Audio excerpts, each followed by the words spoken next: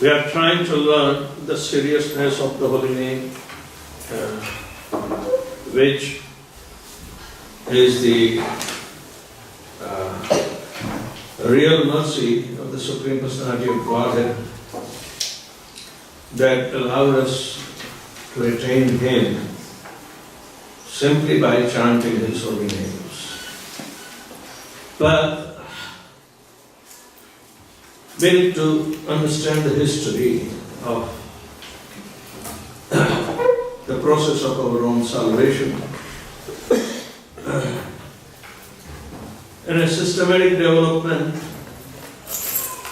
when the material creation was commenced, similarly,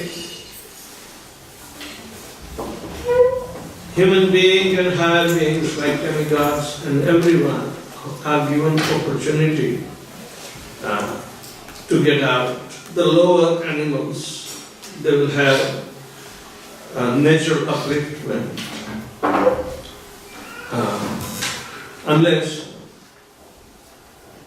if higher beings are able to engage them in the service of the Lord, then salvation for them also was guaranteed. So, material creation, sustenance and dissolution is the time period or framework of our opportunity to always think. But at the same time, material creation, sustenance and dissolution happen in cycles. Some are big cycles, some are moderate cycles, others are very small cycles. But it's like concentric circles. Satya-yuga is said to be the biggest circle, then comes smaller, and within it is the Treta, then Dwapar, and Kali-yuga is very small. But very small, but the estimation is very great because we are very small.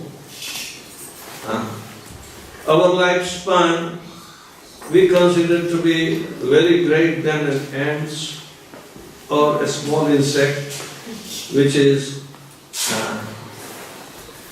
born in the night and before the daytime it completes its life cycle. So, living entities, according to the influence of time, they are all subjugated to recreation, then maintenance and dissolution, redissolution. Over bhutva praliyate. If they are coming up, stay for some time, again gone. But the living entities are composed of two elements, the spiritual element and the material element. And in the composition with the material element, it is so much bewildering that how to come out, even though we realize that we are not this body, but then it is difficult to come out. We are prone to or succumb to the pressures of the modes of material nature, and when they change, we change. When they make us dance, we dance. But again, the living entity is being superior energy. It thinks he can lord and master over the material energy, even though he is a slave in the hands of material energy. So from time to time, the process of coming out from this illusory aspect and make us, liberated from this material clutches and give us opportunity to remain in our constitutional position and service. We go back to God. These opportunities are given, and as I said, the higher consciousness, if they are developing, then it is called civilization. If they don't develop, then it's called barbarians, and they are not civilized people. So anyway, today we are trying to see the overall system of yoga. The yoga system described in 6th chapter, or the world knows about yoga. That belongs to only a very physical discipline, but nonetheless Lord Krishna tells the purpose of yoga, purpose of getting disciplined. And this discipline is called Ashtanga Yoga. Then we have been taught about the yoga ladder. You must have crossed the lessons on yoga ladder. But how is all this going to be applied when the time cycles are in different, circles, not big circles. Kali Yuga is the smallest circle of existence. So within that time, we have to make a prudent judgment that by understanding the word yoga and all that way, yoga means the science of one's relationship with the Supreme, as it is said in Bhagavad Gita 4th chapter 2nd verse. Similarly, again in Bhagavad Gita, Krishna says that it is the linking with the Supreme. Again in Bhagavad Gita, it is said it's called self-realization. When you are perfected in yoga system, then you should be self-realized. So this is also said in Bhagavad Gita. But at the same time, in Śrīmad Bhāgavatam, it is also reaffirming, because the author is the same, and he refers to as the connection. Now, everything in the material world is also interconnected, and connection of equals, connections of superior and inferior connections, all different kinds of connection. Food chain is a connection, smaller, unicellular organisms like phytoplanktons and zooplanktons, whatever, single cell entities. They become the food for the fish and others. Then they become food for the bigger animals. So this food chain is also coming and taking part in explanation of our interdependency, right? So a connection, do we call material existence as wholesome interaction with this, a yoga system? Animals can think that are dependent on, but a human being, when he identifies the soul as separate from the body, then naturally there is a need of knowing it in connection with the Supreme. Not with anything is called yoga. But only thing that the living entity, if he gets connected back to his maker, then he is linked up.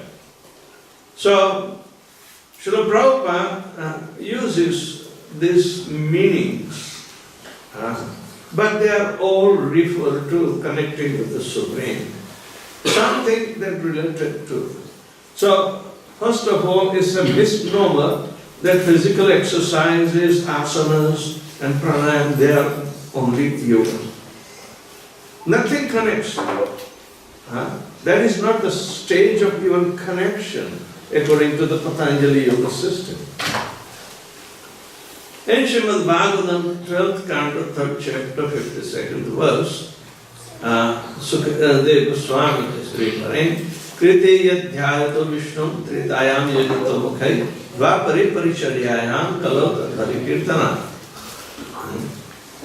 Whatever result one obtained in Satya Yuga by meditating on Vishnu, in Treta Yuga by performing sacrifices, and in Dwapara Yuga by serving the Lord's lotus feet, one can also obtain in Kali Yuga simply by chanting the Hare Krishna Mahamantra. This is cited in Chaitanya Charitamrita Leela, 20th chapter, 346th verse. This is the word-to-word translation. Then in Vishnu Puran also, Padma Puran also, Tarakhand and Brahmanadiya Puran also, the same thing is uttered, that Dhyayan Krite Yan Yajjais Tritayam Dvapare Archayan Tad Apnoti Karot Sankirtanaya Keshavam.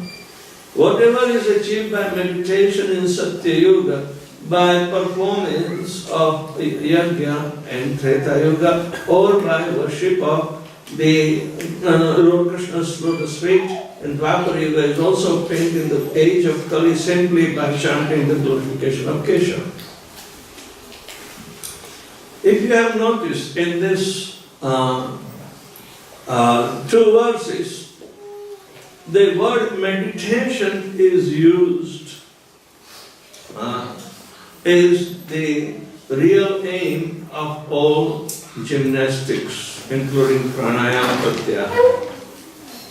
Right? So, is yoga connected with meditation?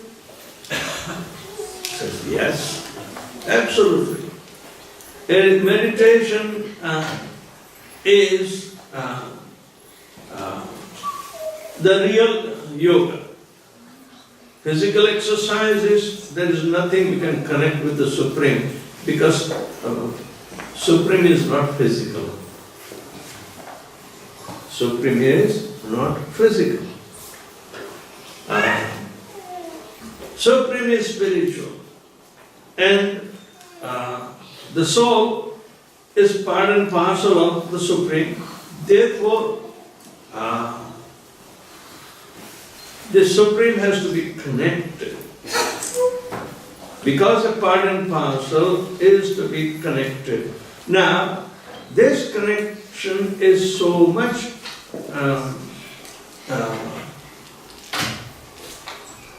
absolutely necessary, so much necessary, that other than the other processes of meditation where mind has to be controlled, in meditating, mind has to be controlled through a resolute determination of the intelligence. So, it is not physical, now it is subtle also. The subtlety through mind, intelligence and ego, we need to be connected. When senses are not controlled, mind is not controlled. That is, correct. But at the same time, we see how senses have to be controlled. So Patanjali Yoga system describes yama, niyama. Then comes asana. If you do asana, do you think you are going to control your senses and mind? Are you doing pranayam simply to control your senses? No. These are physical exercises. Something do's and don'ts that after pranayam, pratyahara comes. Pratyahara is a stage where you have to be very discreet and cultivating what is conducive to perform meditation. You must have a mindset in mode of goodness at least, but you have to be master of all your senses by even putting up your all the postures and other things together. asana and pranayama, and fully controlled. Even breathing in and out in short space of time, when there are heartbeats are low and everything is low, the time to meditate is not there. It is so little. If you chant Hare Krishna,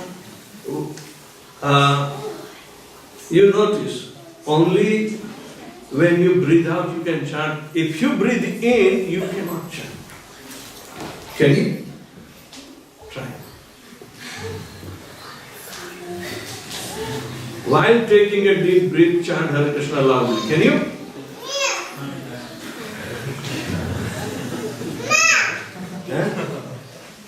No. You cannot chant. So it means 50% of your breathing is spoiled. Now, meditation requires, very systematic and continuous, attentive aspect. So, all these incongruencies, like uncontrolled senses, uncontrolled mind, yoga is not possible. Therefore, different systems of purification is described through all these four different yogas. Dvapa, and the Satya, Trita, Dvapa, and Kali. The systems are different. They know perfectly that when the age is decreasing, easier the method will be. Now, when we see in Satya Yuga, the qualities are completely different. It was known as Golden Age, and the lifespan was 100,000 years. The mode of goodness is predominant. All activities were performed in connection with Vishnu. Every person was spiritually advanced. No envy between great personalities. This is given in Śrīmad Bhāgavatam, Then sinful life is practically unheard in Satya Yuga. Religion was complete, still possessing its four legs of truth, mercy, austerity, and charity. So,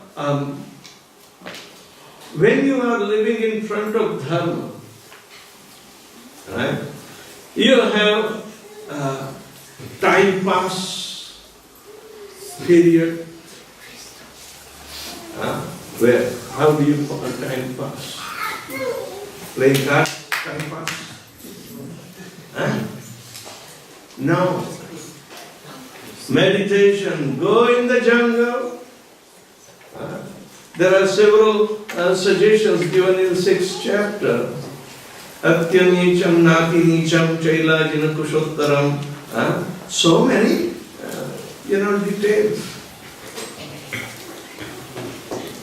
The purpose is to be of the high standard of activity that can fulfill all these purposes for the connection to the Supreme.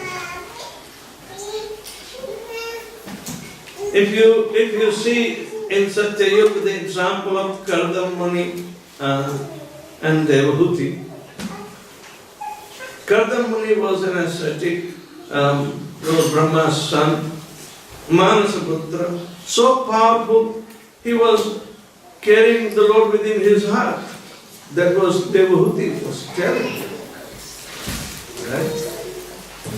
But Devahuti, when she got married, and she is not ordinary, she is also the daughter of Manu Maharaj. But Manu Maharaj, so Kardamani is very fit to become the householder, even though he was Muni. Because he had to be Prajapati. Brahma produced nobody but Prajapatis. So he had to populate It was not,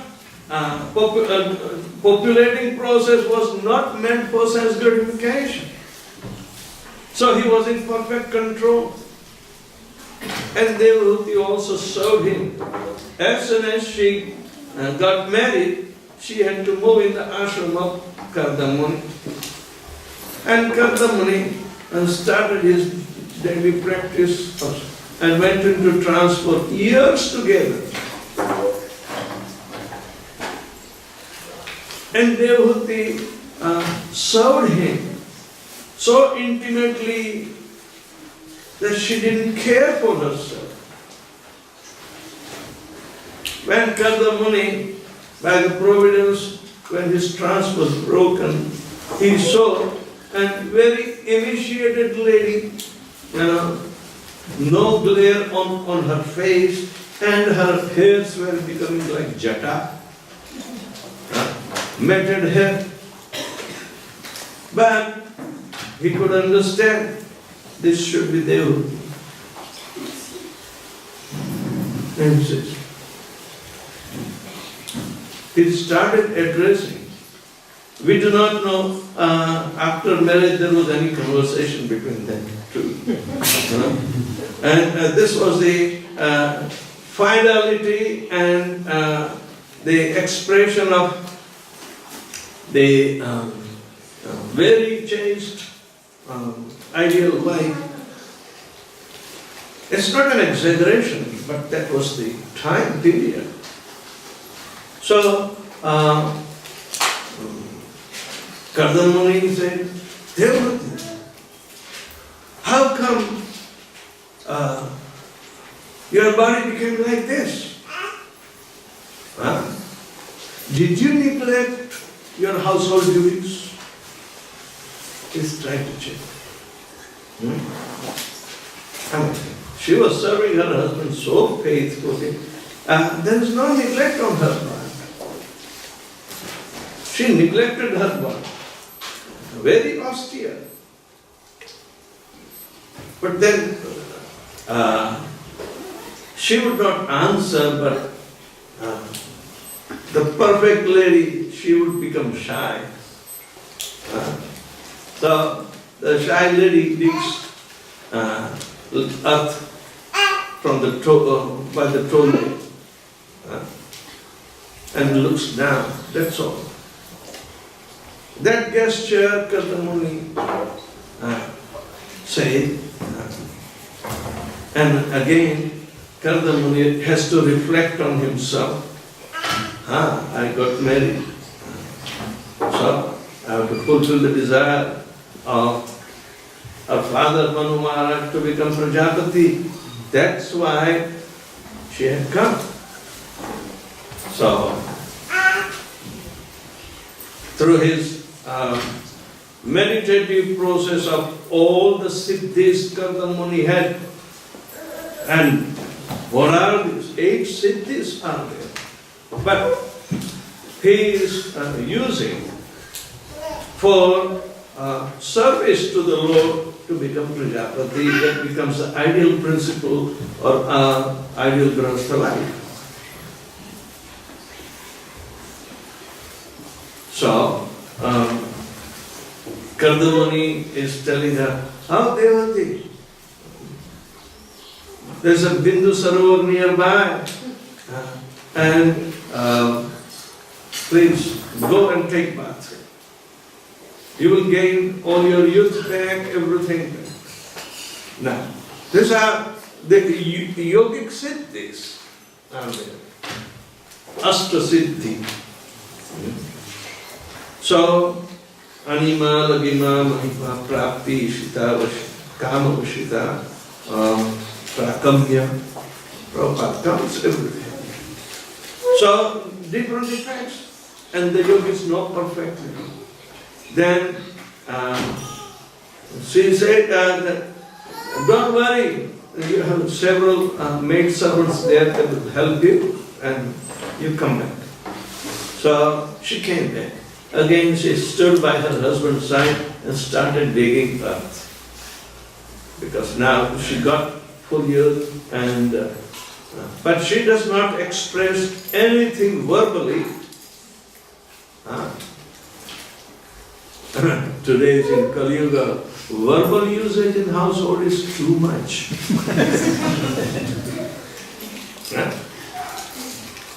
Too much. Chanakya Pandit has to say, in Kali Yuga, yes, yasya grihe mata nasti, bharya cha apriyavadi. In whose house there is no sweet-speaking mother, and if he has a wife but apriyavadi, she simply, quacks harshly, then aranyatena gantavyam. He should go to the forest, because yatha aranyam tatha graham. Then he better go. So, for what? For meditation. Get it off. So, we see Kardamuni then said, I have prepared a mansion for you. It's a floating mansion. It will go with the speed of mind, and I'll take you to travel the entire universe. People get married and they go to Fiji from here. In India they go to Mauritius. Because this is the only island of sense gratification.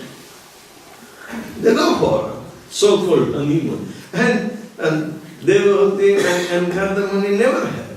But now see, Kardamuni shows the entire universal aspects of the Lord's creation. Description is there, but at the same time, to fulfill her desire, he begets 9 daughters in her by expanding himself. Yogic siddhis are there. He doesn't have to do anything artificial. Then they come back, and again he was ready to go to jungle and meditate.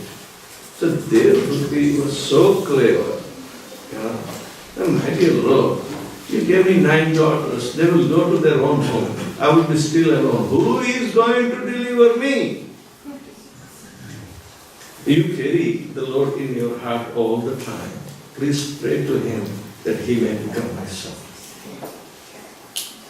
In this way, Kardamuni was so much in tune in the perfection of the yoga system of Satya Yuga that not only Ashtasiddhis, but he was able to see Lord face to face and always want to serve Him through the meditative aspects. And therefore he prayed, and Kapil Dev came to instruct the pure devotional service to devotee. In Satya Yuga, pure devotional services.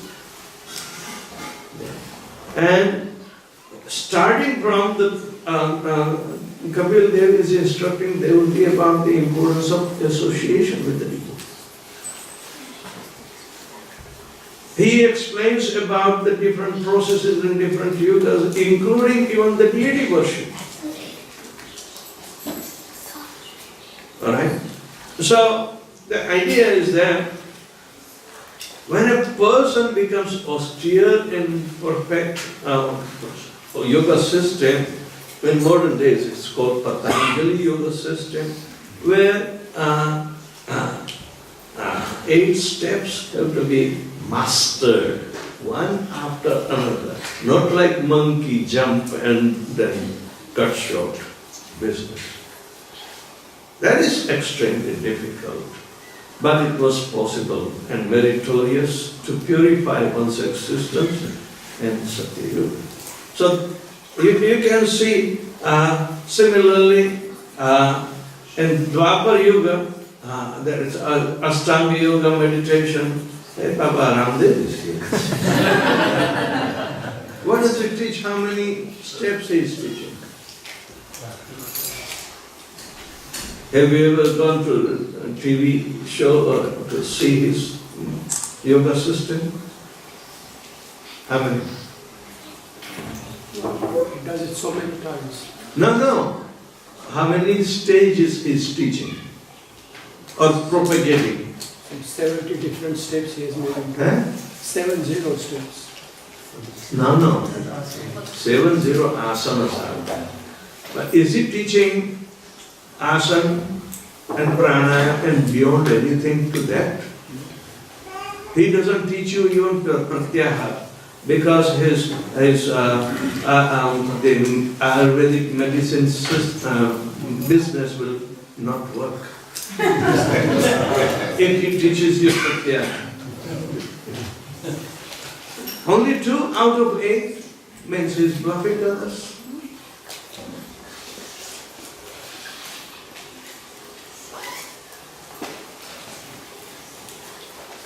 So, the real yoga marg process is to control the senses, sit in solitary and sanctified place and meditate on the Lord as 400 Narayan is the object of meditation for the followers of yoga marg. They can't meditate on other form of the Lord, only 400 Vishnu form. And that is also standing because he is the personality who has expanded from Śrīmad Vishnu. In everyone's heart is Paramatma. He is to be found, visualized between the atom and within the atom and whatnot. He is omnipresent. Alright?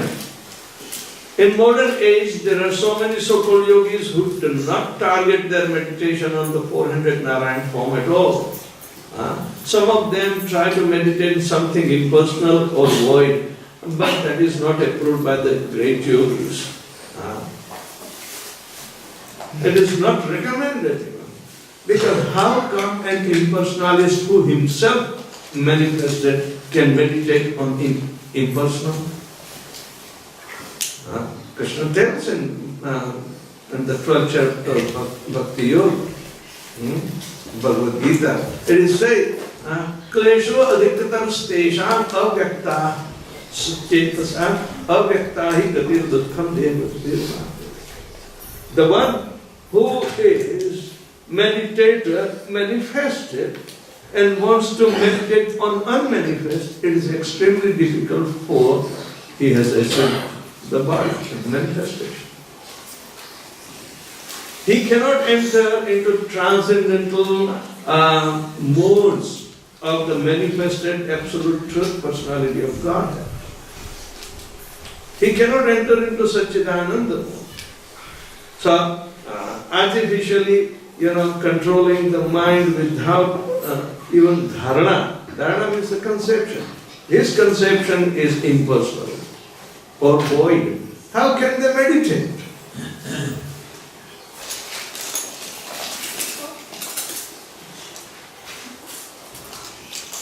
Ashtanga yoga and meditation in modern age. You have to evaluate all this.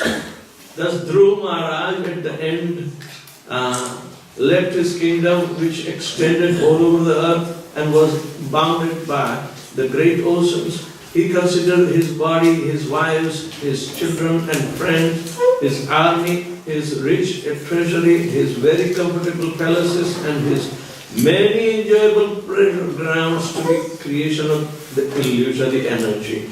Thus, in due course of time, he retired to the forest in Himalayas known as Vedavyasapriya. In Vedavyasapriya, Dhruva Maharaj's senses became completely purified because he bathed regularly in the crystal clear purified waters.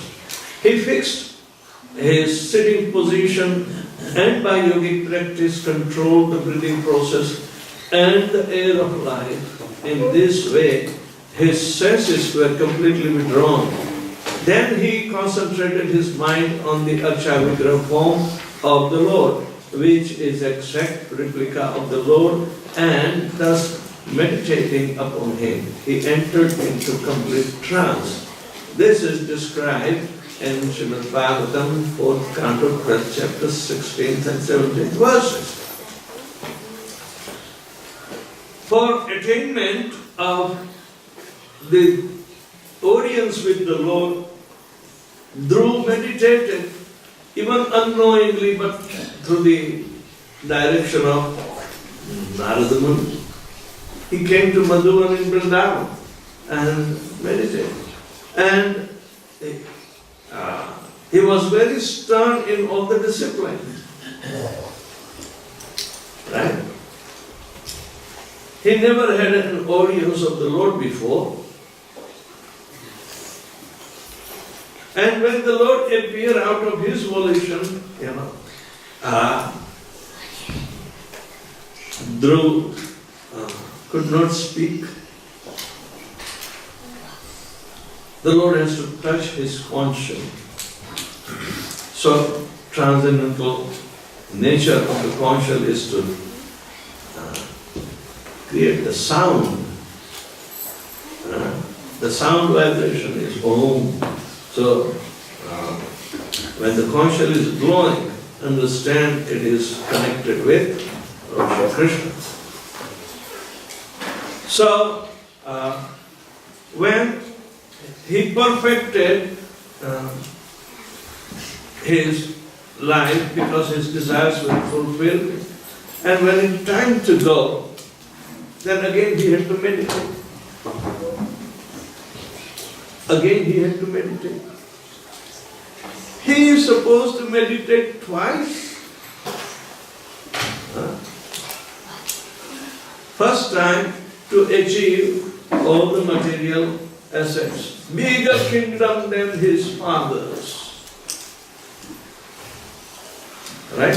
That is it. So the Lord granted, and he got stuck in Maya. But then he also asked one more benediction, my dear Lord, now I understand I made a mistake. He says, no, you must have it. Can you please grant me one more, that Maya cannot affect me? I am stuck for how many years? 36. The lifespan of Lord Brahma was given to him. He got stuck. And when he went back home back to Godhead, he had to do the same meditation. So, you can make mistake in meditation.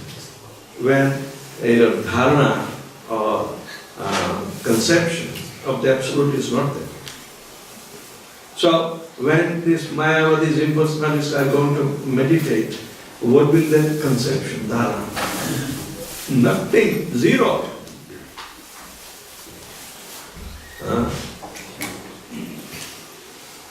The word pranayamayi is very important in this verse because the Hatha Yogis and Ashtanga Yogis practice pranayama. But generally, they do not know the purpose behind it. The purpose of pranayama or mystic yoga is to stop the mind and senses from engaging in fruitive activities. The so-called yogis who practice in the Western countries have no idea of this. The aim of pranayama is not to make body strong or fit for working hard. The aim is to worship Krishna. The aim is not to reduce diabetes by Anulom, Vilom and this. Come on. When you control your breath, you are going to stop all the activities. But now you can control only for a few minutes, 2.5 minutes maximum, recorded in Guinness Book of Records. Alright? But another was a fiasco in modern days. In year 2001, we had in United Nations the World Religion conference, and Indians were also participating. From India, I was a representative, from Russia, Bhaktivedanta Swami, Then in US, we had Ravindra Swarup and Yogeshwar Prabhu and many others were there. So, you know what happened? Out of prestige, there was Swami Gua in New York. He was said to be a yogi and he could hold his breath for almost 2.5 minutes. So he was to inaugurate the conference, he was supposed to blow the conch shell. And he took a deep breath and couldn't pop out. There was no sound. And, many times our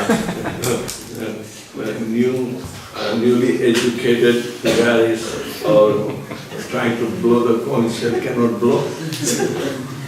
So such an expert who has spent his entire life was totally trembling, seeing about 2,000 strong, world religious leaders in World of Astoria Auditorium.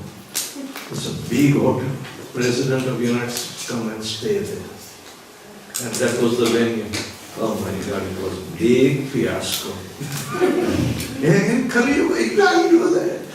But so-called yogis are there. What can you do?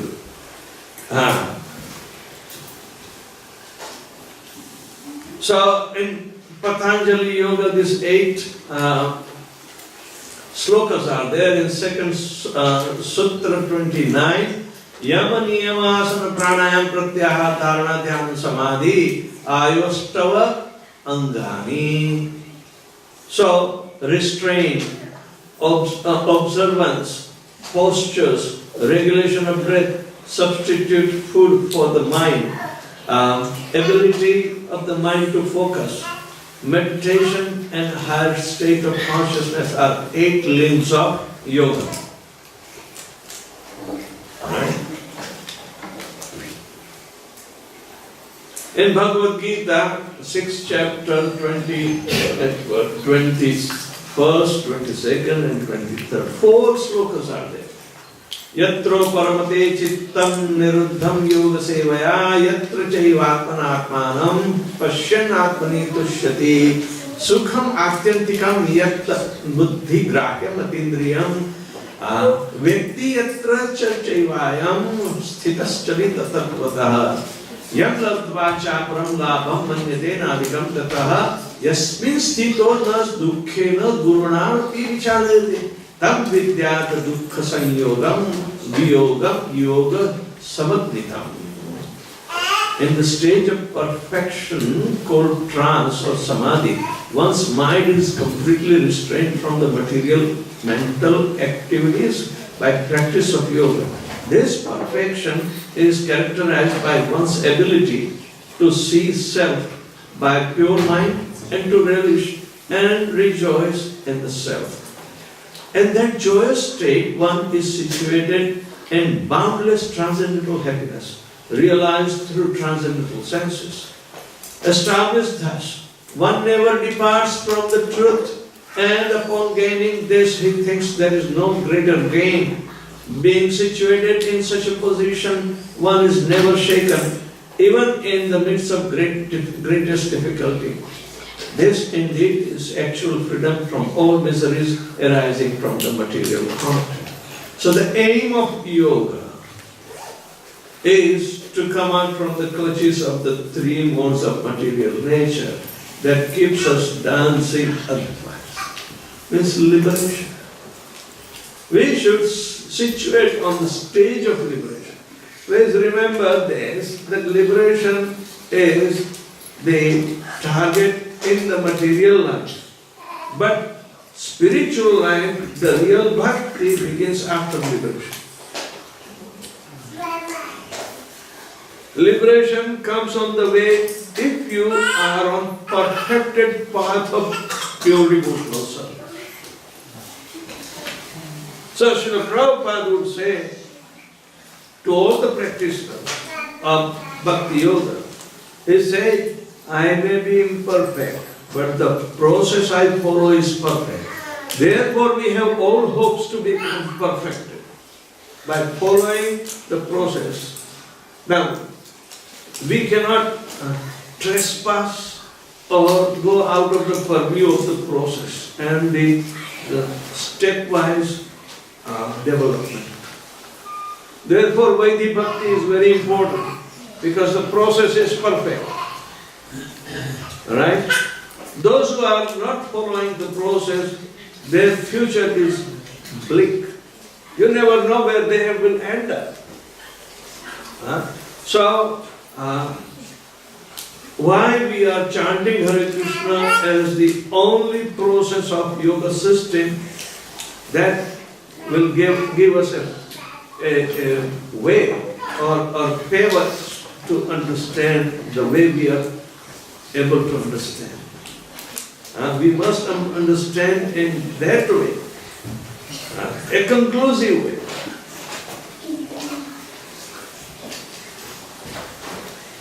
Again, by practice of yoga, one becomes gradually detached from material concepts. This is the primary characteristics of yoga principle. And after this, one becomes situated in trance or samadhi, which means that yogi realizes the super soul through transcendental mind and intelligence, without any misgivings of identifying the self with the super self. Yoga practice is more or less based on the principles of Patanjali system. There is an acceptance of transcendental pleasure in Patanjali system. The duality of knowledge and the knower is not accepted by the non-dualist. Means monist. Non-dualist means monist. Mayavadi or impersonalist.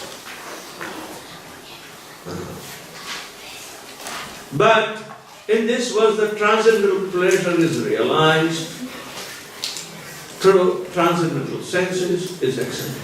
So, we should accept a process that purifies our senses. Right? Purification means bring out the senses from the platform of ignorance to rajagun to at least more of goodness, and then engage those senses of more of goodness in the service of Rishikesh. Rishikesham sevanam bhakti ruchana. The definition of bhakti becomes that if you engage your senses in the service of the master of senses, right? That is called bhakti. We are told to engage our senses, all five senses, in service of the holy name. The Supreme Lord in the form of the holy name. Kalikalera namarupe Krishna. We will see that. But the premise is that in other ages they were doing it more meritorious only in that particular time frame of the process.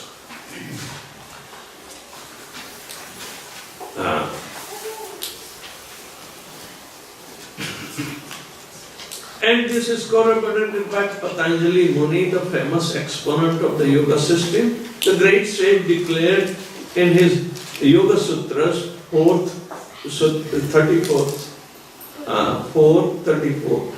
The Purushartha Sunnyanam Gunanam Pratisprashavah Kaivalyam Swarupa Pratishtha Va Chitti Shakti Riti.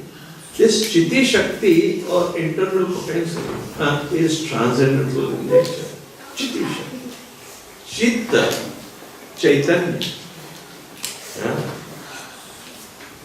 This is the energy of consciousness, or Chitta Shakti. It is internal. There are three internal potencies: Sandhini, Samvit and Ladini. So, Sandhini Shakti is existential potency, Samvit is Chit Shakti, and the knowledge acquiring, cognizant. If our senses are not cognizant, we would not be knowing anything. We would be dull urchin.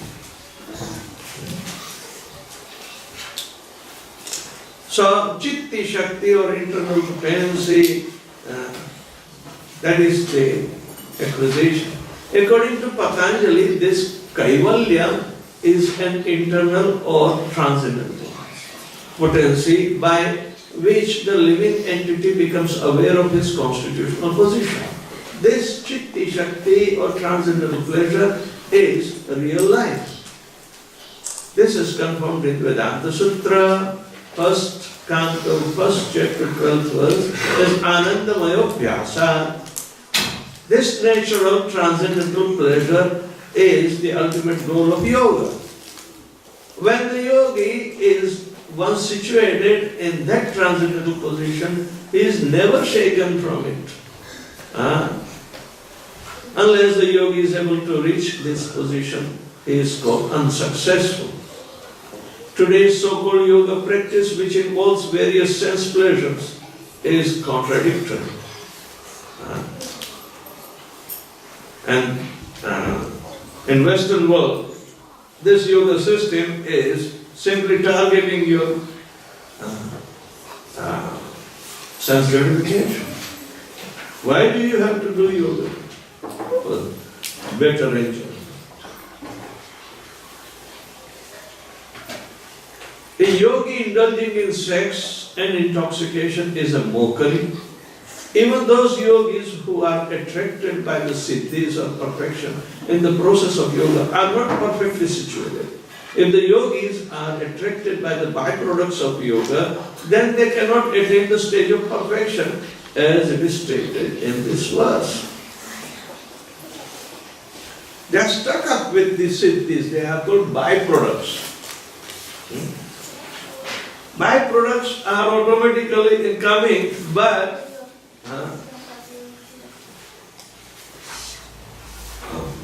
a very cautious, progressive yogi does not end up with it. He has to further progress.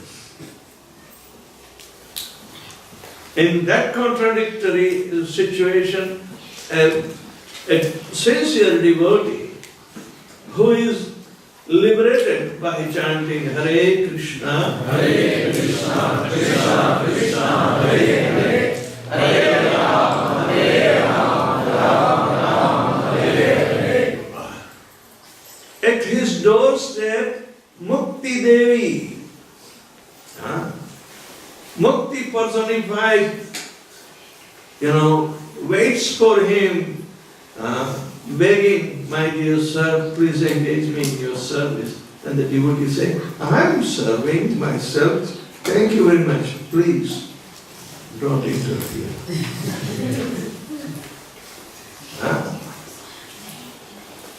Mukti and bhakti cannot go together.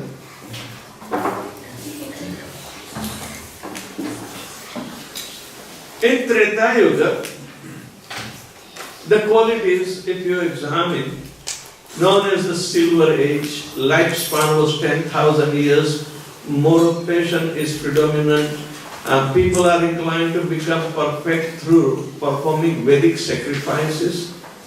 As it is said in Śrīmad Bhāgavatam 11th canto 5th chapter 37th verse. The human society is not automatically Krishna conscious. It was, as it was in Satya Yuga, people are still highly inclined to become Krishna conscious, and thus they strictly follow the Vedic injunctions that's given in Śrīmad Bhāgavatam 7th canto 14th chapter 39th verse. That is an ideal grahastha life chapter. Religion is reduced by 1/4 of the legs of truth, mercy, austerity and charity. What do you think? Which leg was chopped off? Only 3 legs. The dharma is standing.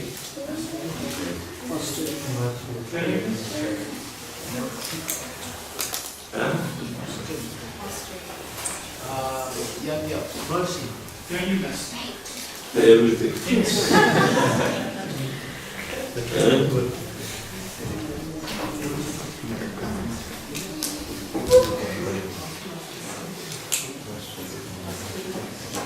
Okay, we'll have to refer again.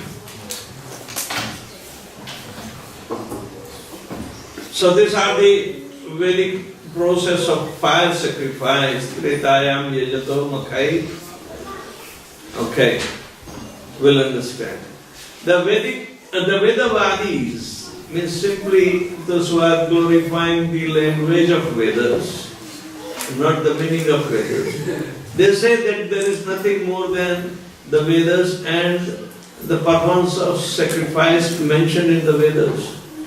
They have recently made a rule in their group to formally observe daily sacrifice. You know Arya Samajis, who came from Arya Samaj's background? One.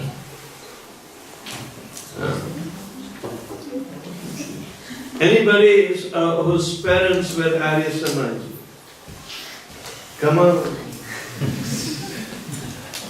अरे पंजाब में तो बहुत होते हैं. It started in Sonipat, Haryana, and by a Gujarati. His name was Dayanand Saraswati. Right? He was an ascetic, but he was political. He said only 4 Vedas are the Vedas, there is no Pancham Veda, no Puranas, nothing. Alright? And every day they have to perform sacrifice. One day they invited us to do sacrifice because somebody told that Hare Krishna wale bhi karte hain. This was in Ludhiana. We did, and we chanted Hare Krishna Mahamantra. They had no objection. But they want to do the ritual daily. They will chant Purusha Sukta, everything, because it's given in the Vedas. But it became a tradition, and there is nothing beyond it. They don't believe in deity worship or anything. Atheist. Another form of atheism. They believe in Vedas, but their practice is so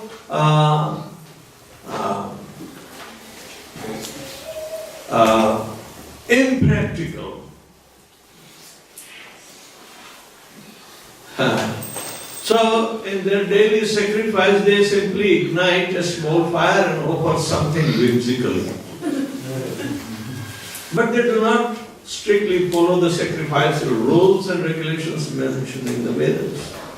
It is understood that by regulation there are different plates of sacrifices required, such as Shrak, Suva, Barahis, Chaturhutra, Ida, Chamasa, Prasitra, Graha and Agnihotra.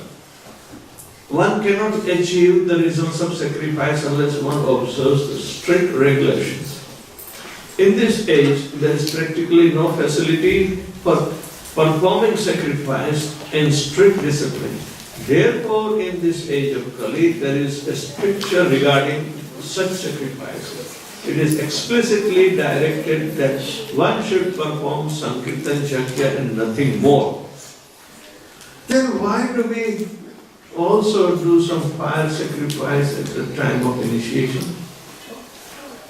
Or in all the 16 sanskaras, 16 sanskaras, they are recommending to do sacrifice. Why? Bhuta Suddhi. Are Baba, living Bhutas are here. In Kali Yuga, who can do Bhuta Suddhi? Except the holy name, is there any method recommended to do the Bhuta Suddhi?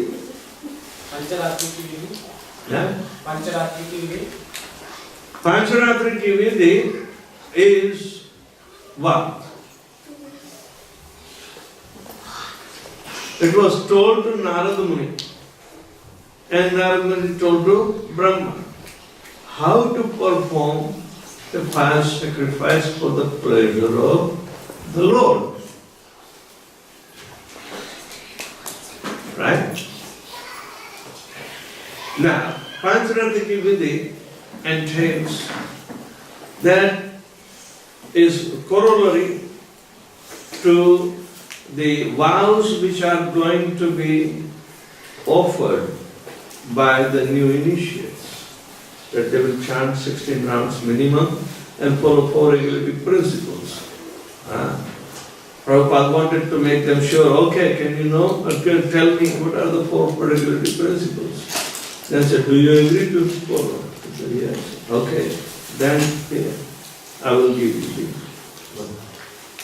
So, when they sit in the fire sacrifice, they are going to offer all their so-called sinful activities done in previous fire as swaha, consumed in the fire. And they promise not to indulge. Who can else otherwise consume our sinful activity? The Guru takes, but the Guru also pass it on all the way in the parampara. Ultimate resting place is the lotus feet of the Lord, where both good and bad are generating. So,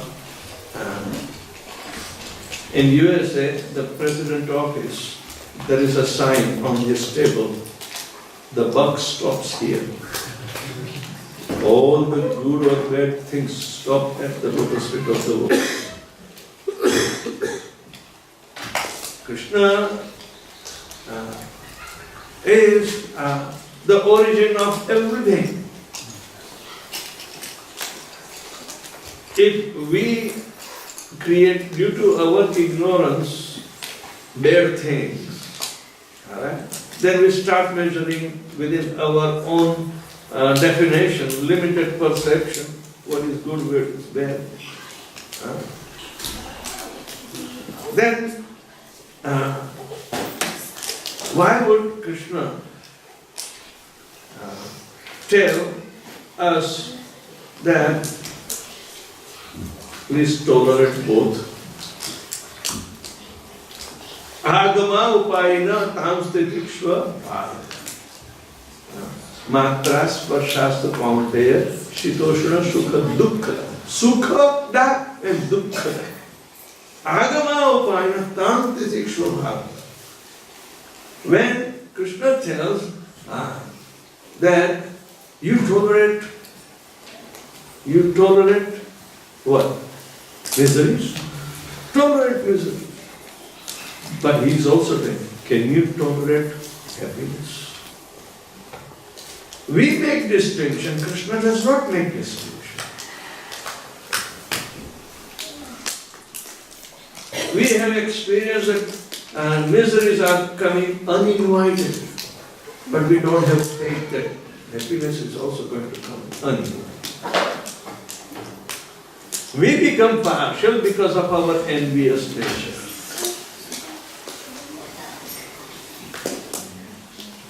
So, Krishna is not. But in developing Krishna consciousness, when the devotees are ready to, offer, because spiritual master is telling, okay, now begin a pure life, but make sure don't commit offenses in chanting Hare Krishna Maha. 7th offense is to commit sinful activities on the strength of the holy name.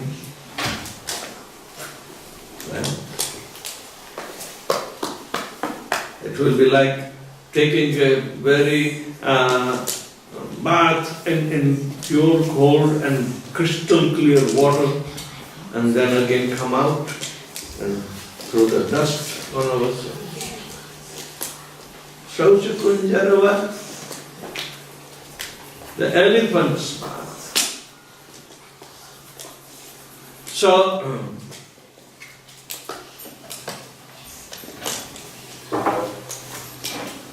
we are supposed to perform everything in the sense of sacrifice, but our aim, according to the Pancharatrik Vidya, is a recipient of all our sacrifices, Lord Vishnu, and we are taking the vow of chanting 16 rounds for His pleasure. So that becomes in tune with the process which is transcendental in nature. It is perfect in nature. So we are not ritualistic, neither we are karmakandis. If you think that, oh, we are using fire sacrifice as a karmakanda. Now, in karmakanda, you want petty results. Not the pleasure of the Lord, but your pleasure. So that's the difference.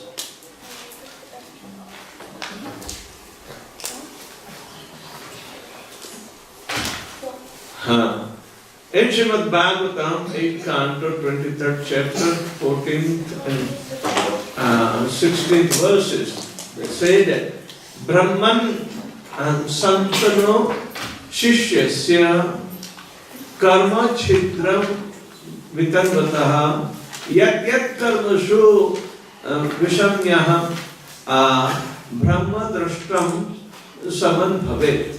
The Supreme Personality of Godhead said that Narayan said, "O best of the Brahmanas, Śrīmad, please describe the fault or discrepancy in your disciple Bali Maharaj, who engaged in the performing sacrifices. This fault will be nullified when judged in the presence of qualified Brahmanas. The mantras, tantras, chitram, desha kalarha vastutah, sarvam karoti nischidram, sankirtanam etava." Śrīmad said, there may be discrepancies in pronouncing the mantras and observing the regulative principles, and moreover, there may be discrepancies in regard to time, place and person and paraphernalia. But when your Lordship's holy name is chanted, everything becomes faultless. So never try to find a fault in anyone. Again, in Bhagavatam, 2nd canto, 6th chapter, 24th verse, this is spoken by Sukadeva Goswami. Teshu yajnasya pasava savanaspastyaha kushaha idam cha devam yajarnam kalaschoro gananvitaha. For performing sacrificial ceremonies, one requires sacrificial ingredients such as flowers, leaves and straws, along with the sacrificial altar and suitable times. Vastuni aushadaya sneha rasaloha mrado jalam racho yajmansi samani chaturhotram cha saptama. Other requirements are utensils, grains, clarified butter, honey, gold, earth, water, and the Rigveda, Yajurveda, Samveda, and 4 priests from the sacrifice to perform the sacrifices. Amongst them, one is Ritwik. Only one portion. He needs 3 more to perform proper sacrifice. Only Ritwiks cannot perform. So, in the purport, Srila Prabhupada writes that to perform a sacrifice successfully, at least 4 expert priests are needed. One who can offer, that is Hota, one who can chant Udgata, and one who can kindle the sacrifice fire without the aid of separate fire, the Varyu. and one who can supervise, called Brahma. Advayu is the person who does the arani rubbing and create the fire. We have one so-called smart Brahman doing fire sacrifices. He puts potassium permanganate and water on it to ignite the fire.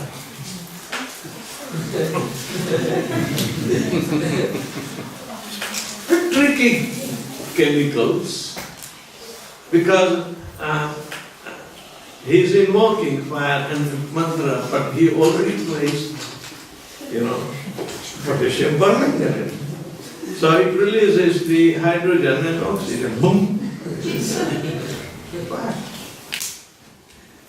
So, such sacrifices were conducted from the birth of Brahma, the first living creature, and were carried on till the reign of Maharaj Yudhishthira. But such expert Brahman priests are very rare in the age of corruption and quarrel, it is Kali Yuga, and therefore in the present age only the yajna of chanting of the holy name of the Lord is recommended. Hare Nama, Hare Nama, Hare Nama, Hare Nama, Kalo Naste, Naste, Naste, given in Chaitanya Charitamrita Adi Leela 17th chapter 21st verse. Now let's see in Dwapara Yuga how much time do we have. Okay, I'll take 5 minutes.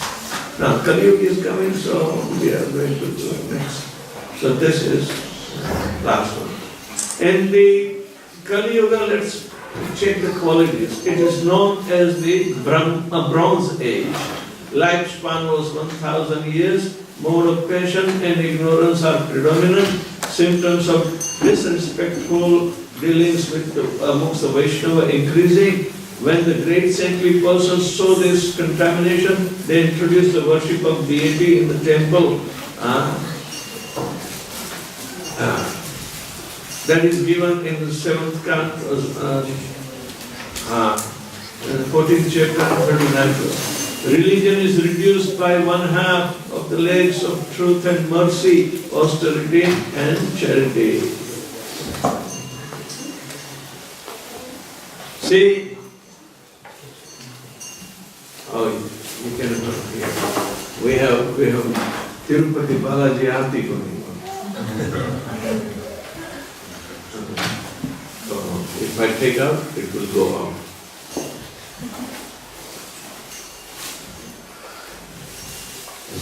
People are Govinda, Govinda. Same, look at the artists. Both are appearing at the same time. It's not a coincidence.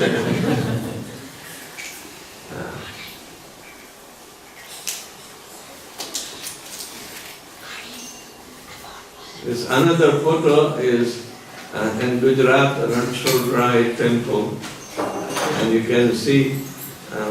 Have you seen this big annakut offering?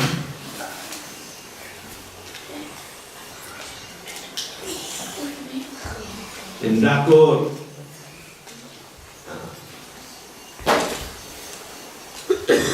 This is the actual video of Tirupati Balaji's. Otherwise you can take photograph.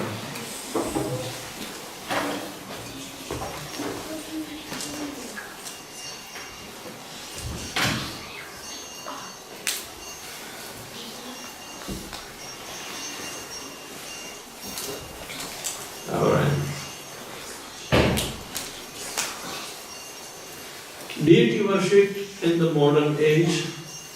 See, we have also the deity worship going on, but that was the means for Dwapara Yuga. Let's try to understand. In the Vedic scriptures, the neophyte devotees are advised to engage in 9 kinds of devotional service, such as the hear and chant the holy name of God, to remember Him always, to chant on the beads, Hare Krishna, Hare Krishna, Krishna Krishna, Hare Hare, Hare Rama, Rama Rama, Hare Hare, to worship the Lord in the form of His deity, incarnation in the temples, and to engage in the various activities of Krishna consciousness to increase the number of godly persons who for perfect peace in the world. Srila Prabhupada's purport. You will find this in first canto of Śrīmad Bhāgavatam, 18th chapter, 5th verse. It is said in Śrīmad Bhāgavatam, 11th canto, 2nd chapter, 47th verse, that Archayam eva Hare pujam yah shraddhayete na tad bhakteshu chanyeshu sa bhaktah prakrata smutah. A person who is very faithfully engaged in the worship of deity in the temple but does not know how to behave towards the devotees of the people in general is called Prakrita Bhakta or Kanishta Adhikari. A Prakrita devotee or neophyte devotee is still on the material platform. He certainly engages in worshipping the deity but cannot appreciate the activities of pure devotee. Such neophytes are described by Vishwanath Chakravarti Thakur as Sarva Prani Sammanartham Asammanartham Avigya Spardadi Matam to Bhagavad Pratimaiva Pratam Itiha. For those who cannot properly appreciate the activity of authorized devotees, deity worship is the only way for spiritual advancement. For them, the deity worship is strongly recommended.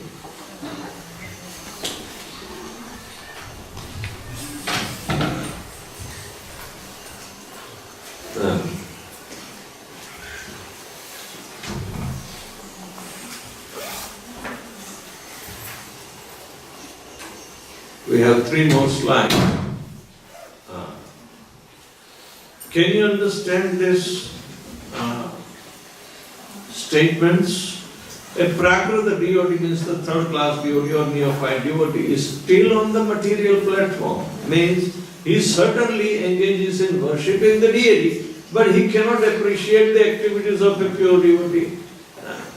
Such neophytes are described by Vishwanath Chakravarti Thakur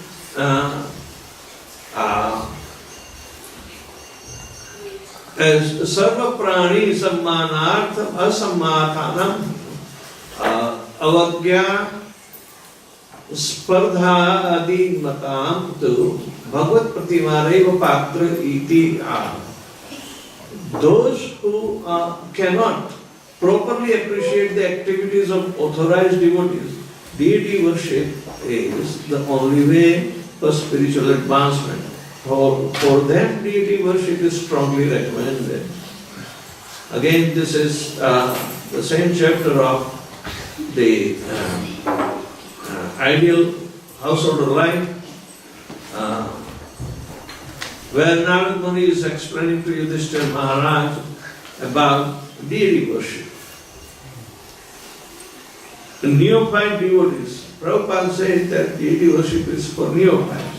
But those who are worshippers, they are not neophytes. We can't, put everybody on that. Madhyamadhikari, second initiates are given opportunity to serve the Supreme with intimacy and care.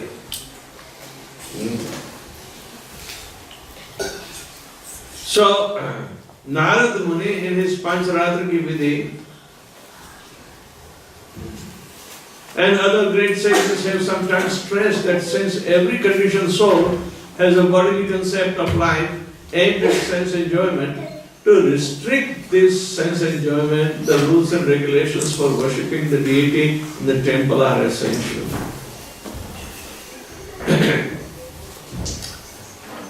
The very first principle in deity worship is you have to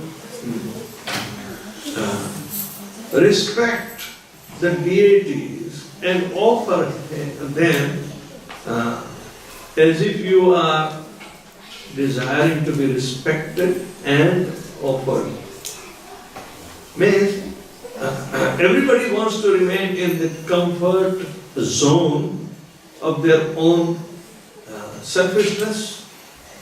Similarly, we have to transfer, individually the pujari has to transfer his mentality on the deity. So, the mentality of the devotee, while worshipping the Supreme, becomes very conducive for an exchange. Because the prana is invoked in the deity by the desire of the spiritual master and facilitate us because we are saying that we are only accustomed to serve bodily concept of life. So deities are, even though Paramatma is present, but he is ready to accept our services because of our familiarity. So, what does Krishna is going to accept anyway? Because Paramatma is there. What does he is going to accept? Tad bhaktim apavrutam ashnami prayatamuna. I am accepting his bhakti. Bhakti apahata. Do you offer bhakti? No. The process of offering with love and devotion by engaging our senses into the service of Master of Senses is the offering. But Krishna approves that. Yes, that is bhakti. But ashnami prayatatmana, I'm eating. Because he is making an effort of the process. So process is important. Process is important. And we expect the way he is treating the deity, he will reflect on the congregation. Otherwise, in third canto of Śrīmad Bhāgavatam, Kapil Dev tells Devati, if pujari's offerings will not reach, because he is treating the deity differently and treating the congregation differently. It should not become the at variance. The way he treats the deity, that same reflection should be in his behavior to the general congregation. Whether they are devotees, mixed or whatever. He is benevolent, he is peaceful, and he wants to serve.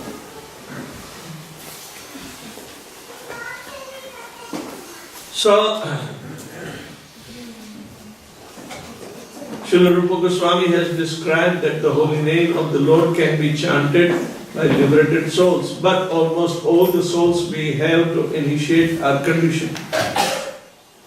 It is advised that one chant the holy name of the Lord without offense and according to the regulative principles, yet due to their past bad habits, they violate these rules and regulations. Thus, the regulative principles for worship of the deity are also simultaneously essential. This is the art. Deity worship was the process in Dwapar Yuga, but it is somehow continued. We may say it's some overlapping period, but the importance and why it is continued is for uplifting the consciousness of the devotee from the neophyte to Madhyamadikari. So, rules and regulations, regulative principles, both in chanting are there. Otherwise, there are no rules. Nama namakari bhavadani ja sarva shaktis tatrapitam smaranena niyamakala. There are no hard and fast rules. So,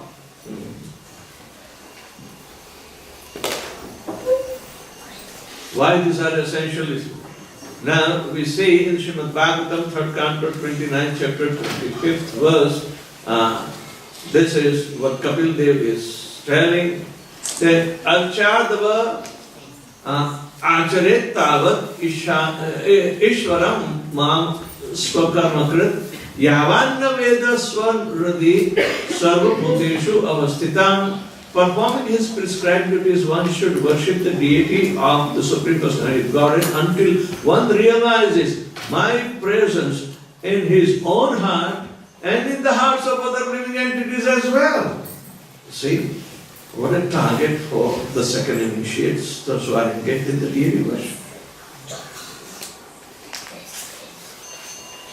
This is authorized.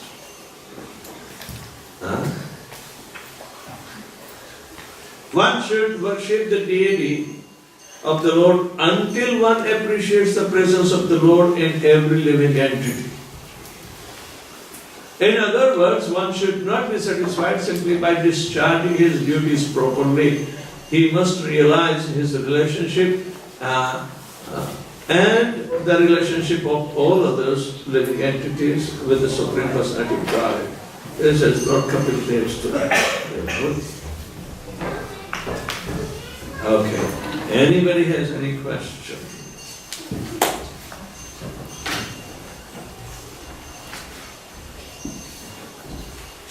Is it informative or boring? Yes. Yes. We are talking in details. I will not do.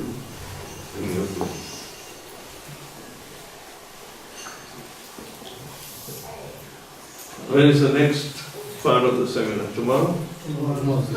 So, we will explore for the entire Kali Yuga that our process has been initiated by Chaitanya Mahaprabhu, and will understand thoroughly and improve our chanting for the purpose of the same target and aim.